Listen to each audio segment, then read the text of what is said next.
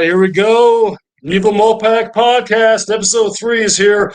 And Avery, I think we might have came in just under the wire there on having the YouTube censors knock us for the Bon Jovi song. It was close. I was just about to get into the groove too. You cut it off just in time. Hey man, you can break into that whenever you want to, man. You know, you seem like the kind of guy that doesn't need the music, so you just let me know, buddy. I'll step aside and you do your thing. Tell you what, when we're halfway through this, I'll chime in. We're halfway there. How about that? I love it. That's a callback right there. Well, welcome everyone not named Avery Tomasco to Stuck with Evil MoPac, where I feature an eclectic smorgasbord of Austin area luminaries who apparently didn't know any better than to appear. Yeah, it's good stuff. Today's guest is the incomparable Avery Tomasco, or as your Texas father-in-law refers to him, the woke weather nerd who's always carelessly spewing things like actual data and facts. I'm so welcome aboard, Avery. Thank you. It's an honor to be here. This has been a long time in the making, and I just want to come off the bat and say that we have already disappointed so many people that assumed that we are the same person. Well, I mean, let's be real here. Me potentially. I mean, we could potentially be doing this, you know, because my beautiful face is showing there. But you know, I'm not saying it's happening. But let's let those people dream the dream, man. If that's what gets them through the week, go for it. I know a few people that are going to keep dreaming the dream. There's a way that we could be interviewing the same person, and those two people are both the one person. But I'm going to let them continue to think that. Well, I'm sorry for anyone out there who we've disappointed their fantasies. You just have to find something else to replace it. Well, Avery, tell us. We're going to get into a lot of stuff here today, but tell us a little bit about yourself. We know how reticent you are on Twitter and how introverted and inscrutable you are. So I'm going to give you a chance here to finally step out from behind the curtain and let people know a little bit about you. Ooh, a little bit about me.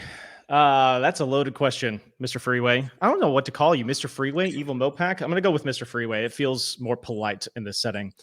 You're going to be polite finally. I love it. I'm trying, man. I'm trying to turn a new leaf. This Twitter or X, whatever it's called, has made me insufferable most days. So about me, what do I even start with? For anyone that follows me on Twitter, which I feel like is probably the main audience of this here podcast, I'm obsessed with weather. I'm obsessed with Austin, and the marriage of the two has led me here. I was born in Houston. I came here though as soon as I'm so sorry, Avery. So sorry about that. I'm so sorry. You're born in Houston. That's a sad story, man. Yeah, no, I got out of there as soon as I could. Before I could even form long-term memories, I was out of Houston. So God bless. So came straight to Austin. Been here for my entire life, with the exception of going to A&M and then to Abilene to start my career, and then coming back home. I shouldn't have said A&M. There's a lot of Longhorns that are going to listen to this, but it's better to have the truth out. Well, maybe not anymore, but it's fine, man. They can take it. They would have left me by now. It's okay. It was either this podcast or the tweet I made before the Longhorns played Bama last year that probably gave it away. Yikes. Yeah. I don't know if you remember that one. I know there are many Longhorns that definitely remember it. And I almost got in trouble with that one. We could talk about that later. Avery, I'm a forgiving God. So whatever you said, man, it's okay, bro. I'll find something new to be mad at you about. Don't worry about it. I know you're forgiving because, as I'm sure we'll discuss, our Twitter friendship, if you can call it that, started off a little bit tumultuous back in the day. This is amazing. Yeah, this is amazing, man. Because I'm telling you, I'm looking at the thing that my unpaid assistant picked up on me, and the very next question was, "You and I got off on the wrong axle." What do you remember? Yeah. What do you remember about that?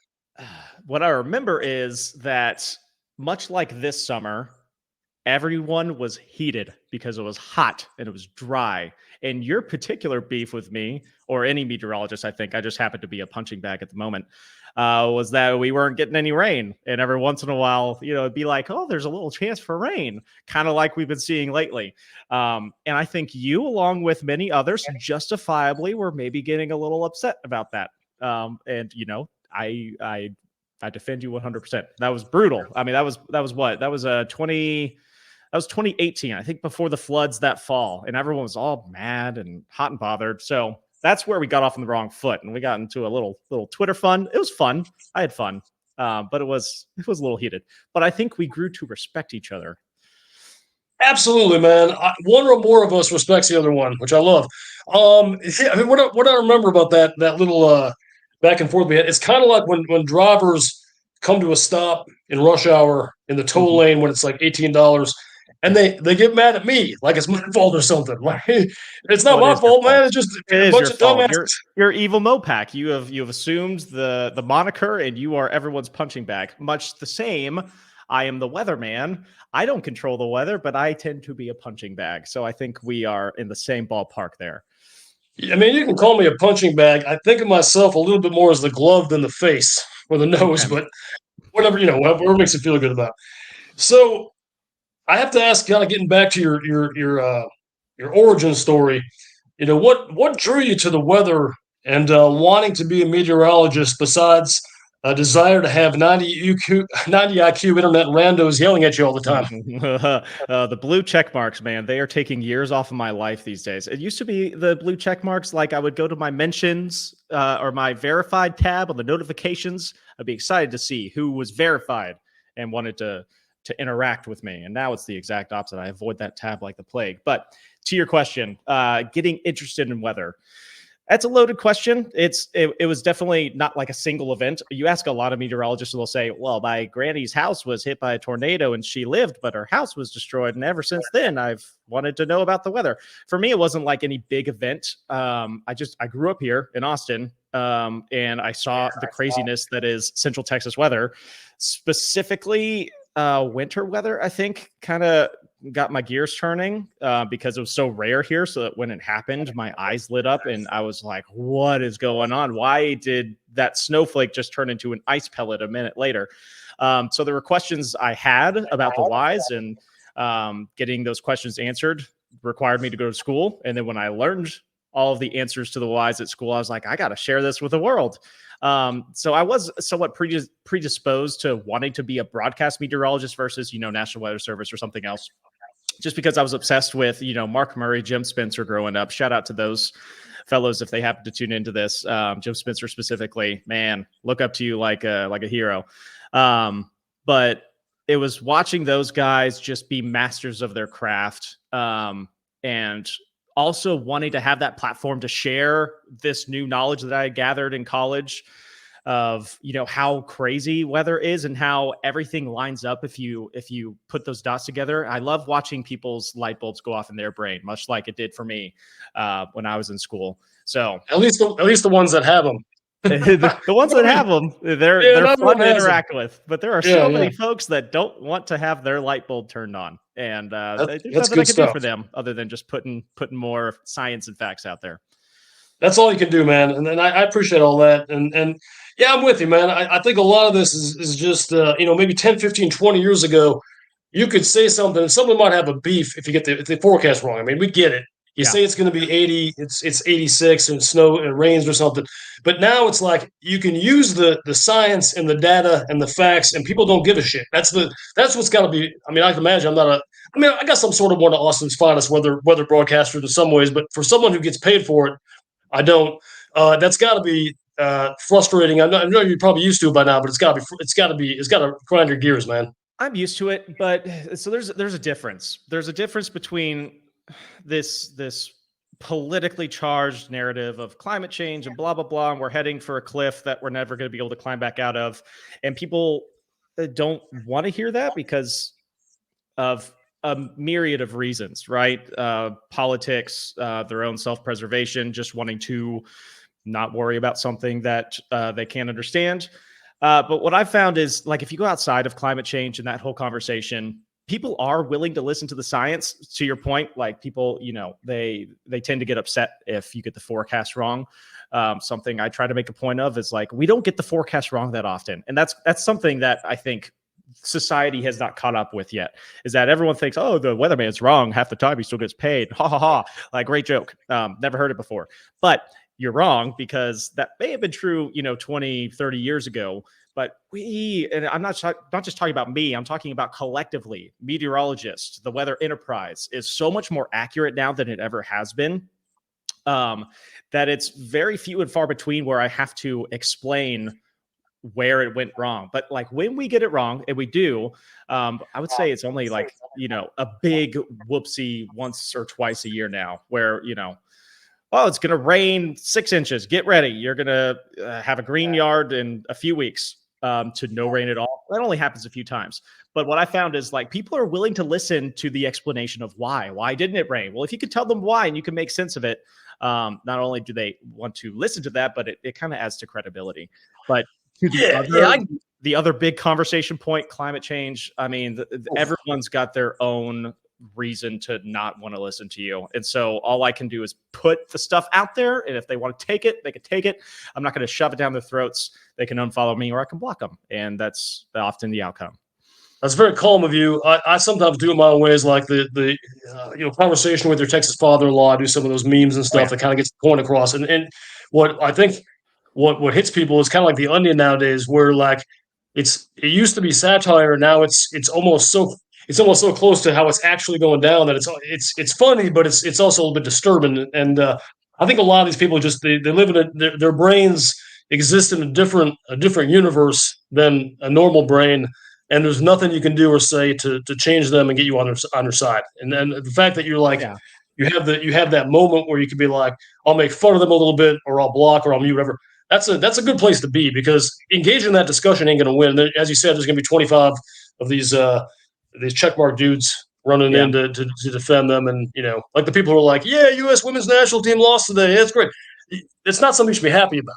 It's just a weird. It's a weird, like, I don't even know how to describe it, but it's really disappointing behavior. It's trolly where no matter what you say, you're not going to change their opinion. So what they're going to do is they're going to try to get under your skin, and sometimes they're successful.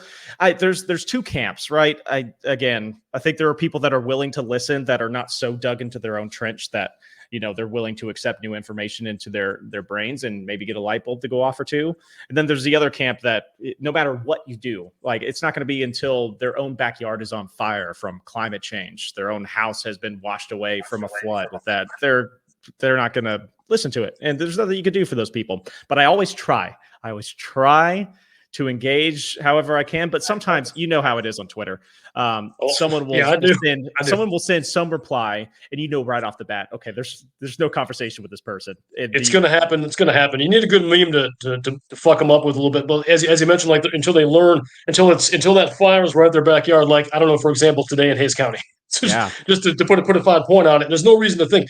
I mean, like I tell everyone, I make these little Smokey Bear things, but Central Austin, South Austin, Northwest Austin, East Austin, we are one dipshit throwing their cigarette out of their car away from a major fire in any one of those places. And that's what's so frustrating about this. It's not like you can just turn your sprinkler on if you're in Westlake and you're going to be okay, man. If that woods is burning, you have to evacuate. It's just the way it is, man. Yeah, so you're evacuating. It's well, Westlake and Avery and Westlake, they can just summon their helicopters and stuff, but they'll be not everyone has that option. So let's back it up a little bit and make it a little bit more about Austin. Sure. In 5 words or less, I want you to describe 2022 Austin. Pardon me, 2023 Austin. I'm late as usual. 2023 Austin. Oh man. In 5 words, 2023 Austin. It can be 4. My brain. Anything. 4, maybe 3. I love it. I finally got you, man. That took me about 14 minutes. Spicy. Ooh. Wow. Angry. Goddamn right. Fun. Yeah, I took a little turn there at the end. Listen, it's hot. It sucks here. People are pissed. Like, I was almost punched in the face for it. Oh yeah, we don't need to talk about that. But God, I grew up in the city. I love the city, and the city is still fun. And you make points about this all the time. That and especially on Reddit. I'm on the Austin subreddit. Everyone loves to say, "Oh, it's changed here. It's not the same as it was back in 1934 when I could stroll down South Congress without getting assaulted."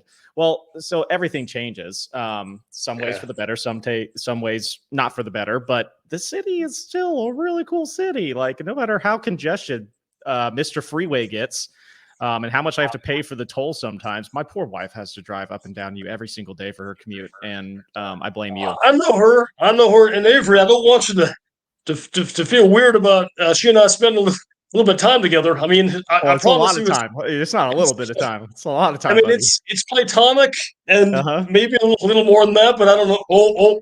There now we just tuned in. The Steiner Ranch people are just perked up a little bit. We'll get to They that in a minute. are listening intently now. Welcome, We Steiner will Ranch. get to them. We will get to them in a second. Yeah, if you could be a rock star, who would it be? If I was going to be a rock star, David Grohl. Okay. How about if you could be like a non-middle age rock star? Who would it be? David Grohl 20 years ago. Yeah, I don't that's know. pretty cool. I don't know the name of the lead singer, but lead singer for Greta Van Fleet. It's skipping my head. But Greta Van Fleet, man, that gets my blood pumping. They are the best. Yeah, they're good, man. They're a top 10 Led Zeppelin cover band right now. Oh, they sure are. And I love Led Zeppelin. So as soon as they became a band, I'm all on board. They're good, man. They're good. You play golf? Oh, absolutely. Yeah. Okay, I knew that. If you could do a golf foursome with any three other Austin weather people, who would they be? Any three Austin weather people. Oh lordy. Past or present? Well, they have to at least be able to drive a cart.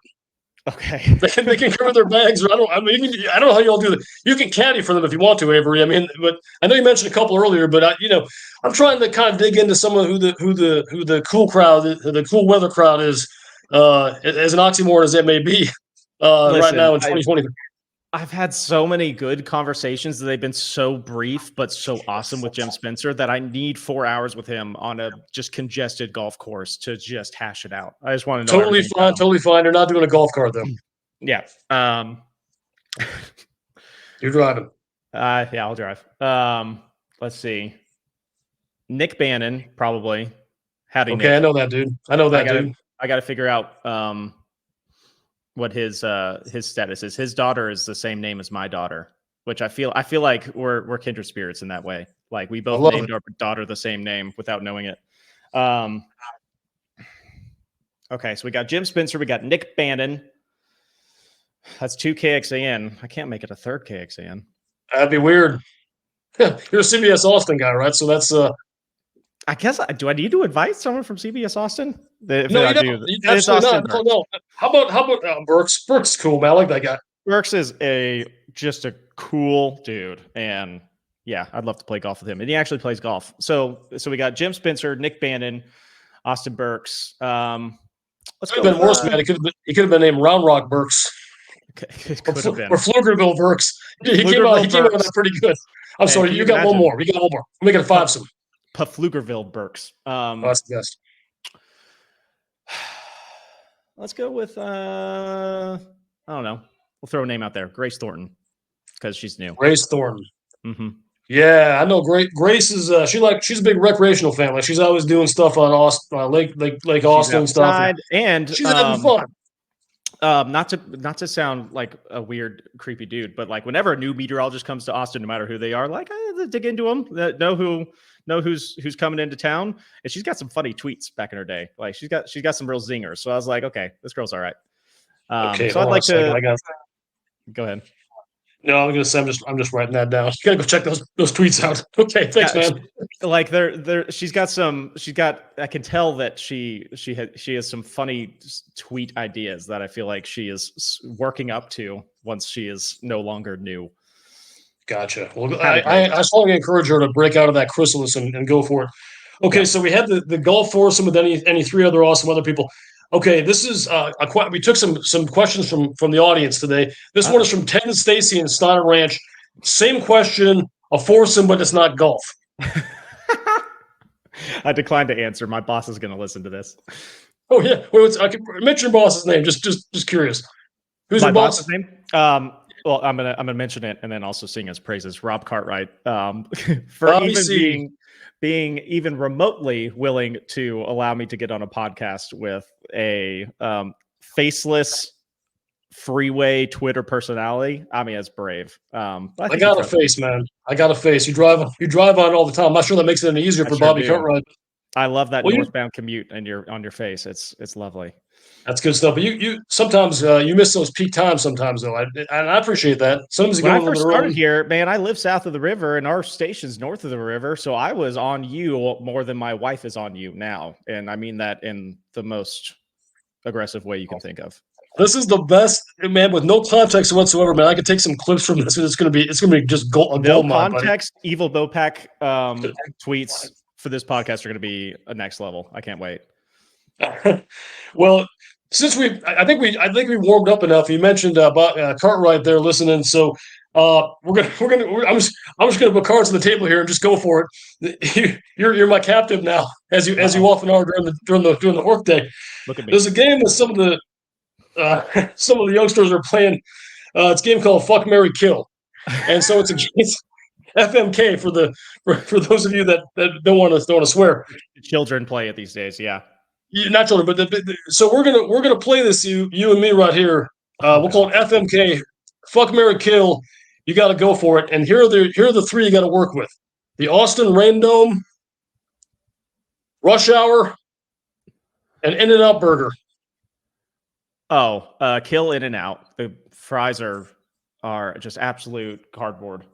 I love you, my brother. All right. Marry the Rain Dome because it's a love-hate relationship. Like the Rain Dome sucks. It's not real, but it is real. But it's not real, but We're it going is. into that. This is what they call a teaser in the industry. Cartwright knows what I'm talking about. This is a teaser. Oh, he sure does. Oh, we know all about it. So love-hate relationship with the Dome, but it does give me good content for the social media and to make people smile. So then that only leaves the other one for the other one. Mary. What I think I hear you saying is you want to marry me. I love it, man. I knew it. My heart is warm. I knew it as soon as I got here, and you ended up in my replies, my mentions. I was like, this guy's gonna be all right. We had to go through some counseling. We had to get some help, but we got here. Yeah, it was worth it though, man. We got to a good place now, you and me. So now that we've fully teased it, let's talk about the Austin Rain Dome. Okay. I feel pretty confident that anyone listening to this right now who has not turned it off already knows exactly what the Austin Rain Dome is, because it's been one of my favorite. It sort of like took the baton from the Elijah Wood scooter meme back about 2019. Yeah, he has disappeared from your timeline now that the Rain Dome is taken. We're gonna get Elijah back on here though. He's gonna be on one of these, and we're gonna have some fun, revisit that moment. Oh, I hope so. I'll listen to that. It's gonna be good stuff, man. But I'm going to tell him what the Austin Rain Dome is, and I'm going to give you a second to try and say what you think it is, but we'll let the people decide. But the Austin Rain Dome is, you're chilling there, and there's a gigantic red slab of storms heading towards Austin. So good. It's coming right at us. Good. Some sweet relief, and it's coming from usually the west, maybe the northwest, southwest. Yep. And just as it hits about the west side of Travis County, it starts to kind of bow up or north, or even more fun when it just dies completely. Like it's a wilted, like the wilted love of a Westlake marriage. It just kind of falls apart, and then you have some fun with it. So there's been some maybe sub-science, but some observational data that has shown that the phenomenon itself is not something we're imagining. I mean, that does happen. The question seems to be is there an actual dome and reason why stuff melts down as it hits Austin? The heat island, the escarpment, that sort of thing. Those are sort of the culprits. Avery, in the next 5 seconds, tell me exactly what you think about that. I'm just kidding. You can take longer. So the answer, if the question is there a rain dome? The answer is yes. But it's a little more muddled than that. The rain dome giveth, and the rain faucet giveth. Did I say that wrong? The rain dome taketh, the rain faucet giveth. So what you're referring to and what I pinpointed on is the escarpment. And part of what makes Central Texas weather so just, you want to rip your hair out. But it also is like fascinating for a place to do meteorology and be a part of the science is because of our terrain. And our terrain changes sharply from west to east in the hill country. It's called the hill country because it's hilly, because it's higher elevation. You've got higher elevation. So then you have a storm coming this way from higher elevation to I-35 points east. Then that storm is now following a downhill trajectory. You know what storms like? They like things going up. Storms are rising. So if you have a storm that's trying to rise, then falling downhill, then it's doing the opposite of what it needs to produce more rain. So the end result is, if a storm is already in a weakened state, and I've seen it so many times, and it's coming from the west, but it looks good, right? The radar's lit up orange and red, and you're like, yeah, we're going to get some water on the yard. I'm not going to have to run the sprinkler. If that storm is already in a weakened state and it hits that downhill slope, then it's going to be toast. It's fucked. It's fucked. And so if you're Westlake, which happens to be kind of in that part of town where it tends to really, really, what you're saying is you're gonna have to water that fourth time that week, at least, because you're not going to get that rain. Yeah, at least. And I first learned about this. Shout out to Zach Shields, Fox 7. I interned with him my junior year of college. I feel so ancient, but anyway, he was the first one that was like, I remember it distinctly. I was there one morning. I was there with him like every morning during the week for, a few weeks. And there was a nice area of rain coming from the west. And I was like, hey, it looks pretty good. And he says, oh, it's going to fall apart. I was like, there's no way. He's like, no, it's watch. As soon as it hits the escarpment, it's going to fall apart. And sure enough, there it did. And I've seen it so many other times ever since. The counterpoint, though, is there's a reason that I-35 is considered flash flood alley. It's because that same escarpment, when a different type of weather system and weather pattern is in place, can enhance rainfall and lead to catastrophic flooding. We've unfortunately seen that as much as we have seen those storm systems fall apart from the west.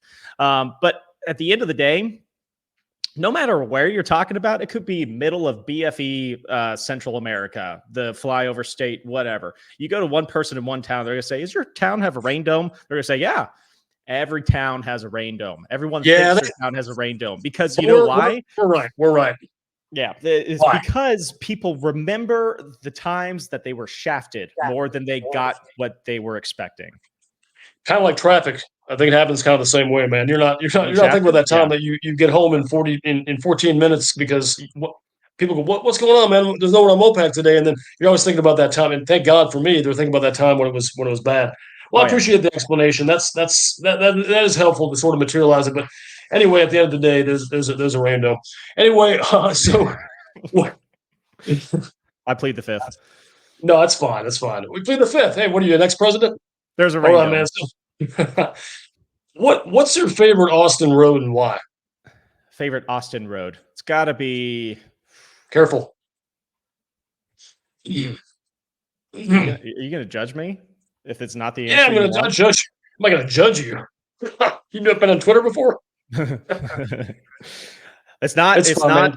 It's not what the people call MoPac. Jesus, I'm sorry. You're not twisty enough. You're not windy enough, and you're too congested. I mean, you're great. Don't get me wrong. It's me. It's not you.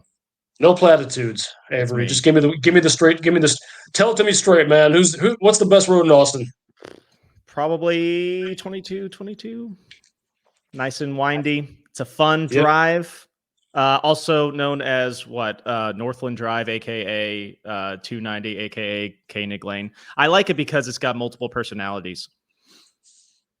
Yeah, it's kind of known as the road you don't want to be on about 11 o'clock on a Saturday night when everyone's drunk. That's the last place in Austin you want to be, except for maybe Rainy Street. Mm-hmm. Yeah, okay, fine. Well, I appreciate the fact that you're honest with me. A lot of people, a lesser meteorologist, might have just tried to kiss my ass and say, "Why you even here to butter your biscuits? Why you?" I'm not here to butter your biscuit. I'm here to have an honest conversation with you. We do enough ass kissing on Twitter anyway. We are very public in our displays of affection. 360 butters my biscuit, man. You don't have to worry about it. I'm good. That's not a bad one either. Yeah. You already. She's hot. Wow. Here's one that I ask a lot of people. It's not meteorology related, but it is apropos of the day. Is Austin getting better or worse? And if you say better, it's getting better. Yeah, I was going to say if it's getting better, why are you lying to me? But explain why you mean that. I mean, I kind of touched on this earlier. Every city's going to change. No city is going to stay the same. If it's staying the same, then it sucks because it's not growing. It's not evolving. The world around us is changing. If the city of Austin isn't changing, then something's wrong. It's got to change. And I think it's changing for the better. There's obviously so much that people can complain about. Crime, APD, whatever. I'm not going to get into the politics of any of that. But at the end of the day, the people that are here are what make up the city. I like the people that are here, except for the guy that tried to punch me. I'm not going to name drop him. Yeah, that guy got he's it's your fault. It's my fault. It's your fault. He Why was is it my driving on fault? MoPac. He was bothered by you, and he took it out on me. Hey, that guy was not with me, man. And no offense, man, I got no ill will towards you. But if that guy was with me, he would have connected, not whiffed. That's all I'm saying. Like that was unbelievable. That's is it? Well, yeah, the pink little car, whatever, man. But like when he got on, the guy was pretty beefy. For those who don't know, we don't have to go too deep in this, but this is top heavy. Yeah, he was tipping over. But a guy was peeved with Avery here and followed him and got out of his car and took a cheap swing at him, and Avery dodged it like a Mike Tyson punch out game. It was pretty impressive actually, and then I think the guy ended up getting arrested or in trouble or something. It was really you handled it very well, man. You could have. I think your daughter was in your car. Yeah, and I'm let you know I'm going to get my own dash cam. It ain't going well with him on me. I'll just say that. Yeah. Well, there's so many different things I can say about that, but at the end of the day, it worked out well. We're getting off the beaten path to your question. Is Austin great? Yes. Am I lying? No. Yeah, it's no. I mean, I grew up here. There's things that I liked about it when I, was growing up and, running around town with my friends. There's things I like about it now that I'm a dad and have a career here. There's things that I don't like about the past. There's things I don't like about the future and the present. What do you miss the most? What thing do you miss the most that's gone now?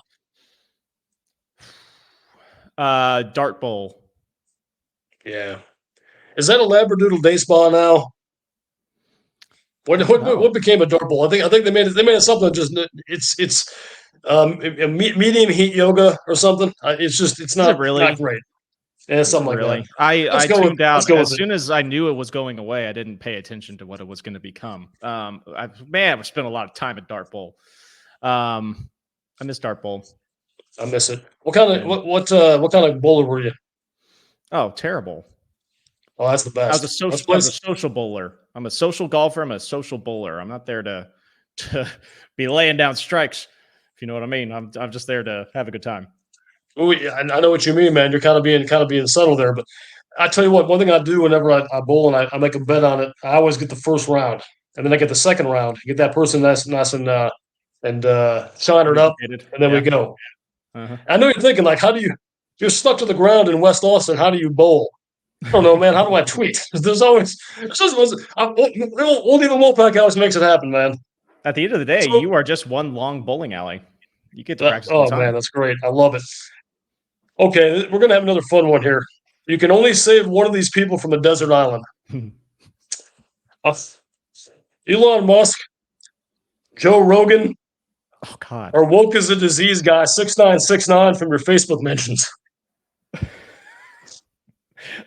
Number 3, woke as a disease guy 6969, because I can talk to him. I can talk to him, and at the end of the day, I can at least be entertained by an interaction with him. Joe Rogan's not going to talk to me. Elon Musk doesn't know who I am. So they're just these entities that are off in the distance that are going to, I don't know, end the world one day. But Mr. Facebook mentions, I already forgot his name, 6969. He's woke as a disease guy 6969. I can have fun with that. So I'll save him from a desert island. Oh, that's nice of you. That's nice of you. He's gonna if you're in that plane when you're saving though, he's gonna tell you that you were dumb for getting those COVID shots. Though I'm just preparing you for that flight. He's gonna get up. I can't wait. He'll be a captive audience on that flight, and I'll tell him all about climate change. Love it. By the way, you mentioned Joe Rogan. I recently found out that apparently sometime in his past, Joe Rogan was a stand-up comic, and I could not fucking believe it, man. That was the craziest thing I've ever heard. That guy, that's amazing. Have you ever heard that guy was a comic? No. It's like, it makes no sense, man. It's like me being a field, like a bucolic, like soybean field or something, man. That just doesn't make any sense. That was my reaction when I heard that David Letterman used to be a weatherman. Yeah.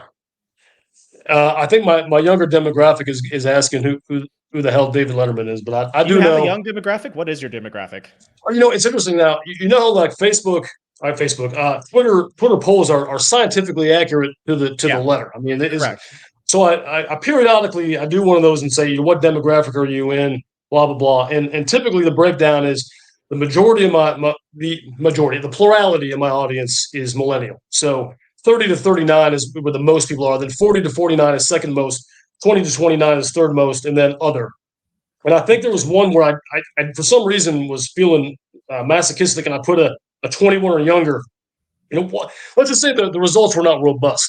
I feel like it was, but the 20s were still pretty high. It was like 15%. I thought I just want to reach a new generation, Avery. You know what I mean? I want to make sure these people know the mopacosity of the world. And Buddy, you're telling me Twitter doesn't have this option, but Facebook does, where you can see a breakdown of your followers and their age and their location. Generally, I'm not like addresses or anything, but did you find someone was under 65 once? They're few and far between. I'll put it that way. Like it's stark, and it's funny that it's majority female and it's majority 40 plus.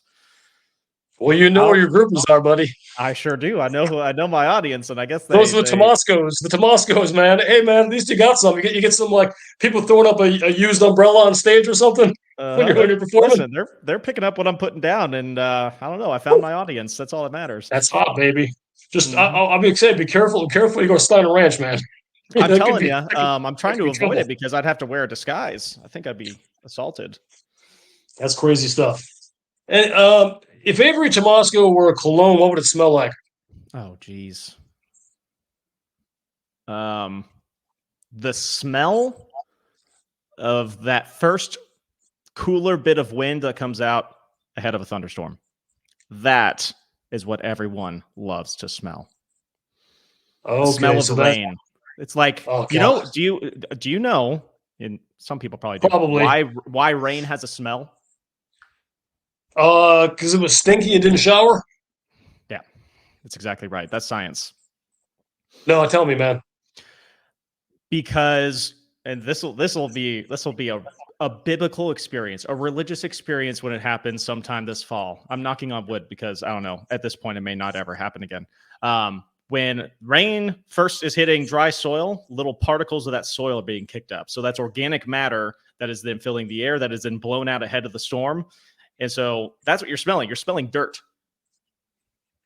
Okay, I got rain's coming. It's great. That's a great smell, and the worst smell is smelling that exact smell but not getting any rain. So that happens sometimes. So that I got some, some of my tendrils reached down to Southwest Austin. So this week it was probably, I don't know, maybe Tuesday, maybe last week. I saw some storms coming, and a few drops hit just enough to kind of get me moist. There, I said it. Yeah. That the Evil MoPac Avery Tomasco bingo just hit one.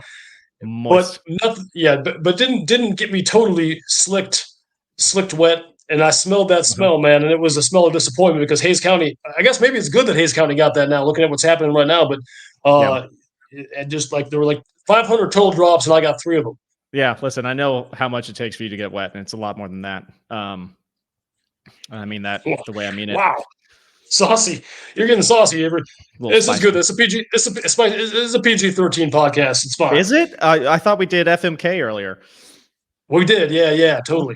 Yeah, it's PG-13. You get to drop an F-bomb a couple of times, even in PG-13. I did drop an F-bomb, but that's to be on character. Especially if you probably didn't see this exact one, but I tweeted something, and I think I dropped an Effenheimer or something, and someone came in so sincere and so just dead and said, Mr. MoPac, I find you to be a funny account, and your humor transcends profanity. And I feel like you don't need to say these words to be great. I said, thank you so much. That is some incredible fucking advice, and I will give it some serious fucking thought. And that person, you know what? Yeah. You know what you are blessed with, Mr. Freeway? The ability to use profanity. Yeah, it's good, man. I don't do it that often. Are you on Threads? That new Threads thing. Yeah, the PG-13 Twitter. I haven't made the leap yet. I want to commit yet. I don't know what it's all about, and I'm to be frank, I'm a little scared. Twitter's my home. I don't care if they call it X now. It's Twitter. Even if it's going through all these changes, it's still my home. Let me tell you what Threads is. Threads is a date with kind of a hot woman that nothing's ever going to happen, but you guys are good friends. You guys are just kind of like always having fun PG-13 times, watching Hallmark movies, having some pizza. I think I swore one time in a thread, and someone, not the same person, I don't think, that person, the blog, but was like, "This is not where you belong. You belong back on Twitter." And I don't think they were moralizing. I think they were like trying to convince me like maybe it's not a great fit. But it's fine. I mean, pretty much what I do is I click verbatim everything I say on Twitter and just cut paste it, Copy and paste. see what happens. I was about that was going to be my next question. What is Evil MoPac Twitter versus Evil MoPac Threads like? And now I know they're the exact same. So I'm not missing anything. That's the only reason why I would go to Threads, is to see if Mr. Freeway has a different personality. It's a little different. It's a little different, man. But I'm a lot lighter there in terms of followers. I think I'm hitting about 1,400, and it might be the most of anyone on Threads. I don't know. I don't think it's that popular, but it's fine. She's young. Oh man, she'll grow up eventually. We'll make it happen. But boy, Mark Zuckerberg, I'm not a huge fan of his either. But I guess if we did FMK and stuff, and I'd marry him over the Muskrat. Oh, that's fair. Yeah, I got it. If you can do anything for a living, we're on to set now. Are we? I was just getting to my peak. Let's go. Well, you can. I'm known to finish first, man. You can do what you gotta do after I get off here. Okay, you just leave the room and I'll settle it. Yeah, that's fine. It's all good. What would you, if not being a meteorologist / Evil MoPac foil on Twitter, what would you do for a living?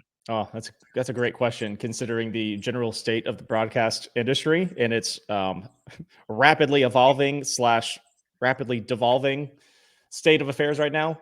That's a question I kind of have to ask myself eventually. We'll see. What would I do? I would want to continue to do weather. I mean, that's what I went to school for. That's what I'm passionate about. I don't know. So this is literally, you're listening to my internal monologue that I have at least a couple times every month of like, what would I do if this all came out from under me? Because I'm always on the cusp of getting fired. I know Rob's listening to this and he knows exactly what I'm talking about. Maybe this will be the one. Maybe this will be the one that pushes you over that cusp, and now you can start living the question. And that's what everyone under the sun was worried about before. Hey man, I always need help with Photoshop for my Photoshops, and for all three different memes I use, and then my new Substack. Well, not that new anymore. I love like a Substack person who can help me out there. I mean, the sky's the limit, Avery. But so you're not going to be like dancing on LeBear or something. I mean, there's nothing like a childhood dream of yours that you're thinking, hey, maybe if this goes south, I can do something fun. Yeah, I mean, there's options. I love teaching. I don't think I'd want to be a teacher though. I like creating stuff. I like making memes and stuff, but where's the money in that? Unless I'm working for the Mr. Freeway Corporation. Making memes. I said making beans. I'm like, in Austin, buddy, there's all kinds of places you can work. If you make beans, buddy. You're in the money. You're in the money, pal. I don't know, Mr. Freeway. It's fine. These are things I grapple with myself about. I would love to keep doing weather, but at the end of the day, there's not very many avenues if I want to stay in Austin to do that. I don't know. LCRA, I don't think they would ever hire me, but that'd be fun. I love the rivers. Oh, LCRA, they wouldn't hire you? They know you're doing my podcast? Oh, they follow me on Twitter. Is that why? Okay. Yeah, there's too many people that follow me on Twitter. You're fucked, buddy. Your universe has just gotten a lot smaller. I am stuck. Right where I'm at. As long as CBS Austin is kind enough to employ this liability, I will gladly race to the bottom with me, buddy. Race to the bottom. Okay. Yeah. Well, we have about 15 seconds left. Are there any new fun projects or things you want people to know about you that you want to plug here for my tens of viewers? Tens of viewers. Yeah, you have over 100 subscribers on YouTube. I'm being modest, man. It's going to be huge. I just subscribed before jumping on here with you. Love it. Things to know about me in the future. Things that I'm doing. Nothing really. The same thing I've been doing. I'm just trying to do it better every day. I'm trying to stay one step ahead of the weather every day. And I think I'm doing a pretty decent. I don't like to toot my own horn. I'm not good at it, but I think I'm pretty good at what I do. I like having people in Austin follow me. I like having that conversation with them. So if you don't follow me, but you follow Mr. Freeway, Evil MoPac himself, hop over, Avery Tomasco, and we'll have fun one way or the other. It's good stuff, man. Like I said, I wouldn't have anyone on here that I didn't endorse. So I appreciate you jumping on, having some time. Like the Mahler show, we're gonna do our after party after I end recording. We start saying what we really think. But yeah, man, this is good stuff. And one last thing, this is not to be a long answer. I know that El Nino's starting to perk up here. Yeah. Just tell my audience and your audience now, there is some hope for this fall and winter. I mean, things are bad now in Austin, but be patient. As Wilson Phillips once said many years ago, hold on for one more day. Hold on for one more excruciating week of blistering hot temperatures, and the following week may come with some change. I'm saying that quite literally. I don't know when this is actually going to air, but as of what is today, August the 6th, next week, like August the 14th, could be better. It is definitely going to be better this fall, but better also comes with the side effect of probably flooding. We'll see where it happens and how bad it is, but that tends to happen in El Nino. But that's kind of what you need at this point. El Nino, by the way, means the Nino. Yep, the boy, the child, the okay. boy. Yeah. Well, that child better get some rain on this city because we need some. But anyway, man, this was a tremendous, life affirming pleasure for you, and thanks for coming on. And we'll don't be a stranger. We'll talk again soon. This was an honor of a lifetime, Mr. Freeway. Thank you for not getting me fired. Hopefully. No, I wouldn't go that far, buddy. You gotta go talk to your guy now. What's his name again? Rob Cartwright. Thank you for employing me, Rob. I love you to the moon and back, buddy. Bobby Cartwright, don't be Bobby Cart wrong. Don't do my boy wrong. Avery's my guy, man. I will make life miserable for you if you ever fire him. Just want to get that out there. Love you. All right. Adios.